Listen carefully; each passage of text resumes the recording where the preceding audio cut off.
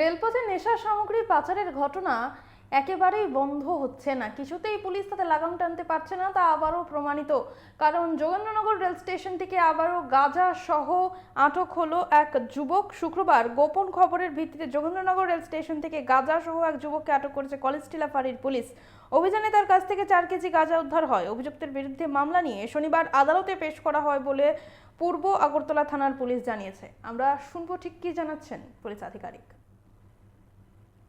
গতকালকে আমাদের কাছে একটা গোপন খবর আসে এবং সেই গোপন খবরের ভিত্তিতে আমাদের কলেজটিলা ফাঁড়ির ওসি এসআই শ্যামল দেবনাথ ওদের টিম সহ যোগেন্দ্রনগর রেল স্টেশনে একটা রেড করে সেখান থেকে একজন লোককে আটক করা হয় এবং আটক করে ওর কাছে তল্লাশি করে ওর কাছে একটা ব্যাগ পাওয়া যায় এবং সেই ব্যাগের ভিতরে 4 কেজি গাঁজা পাওয়া যায়।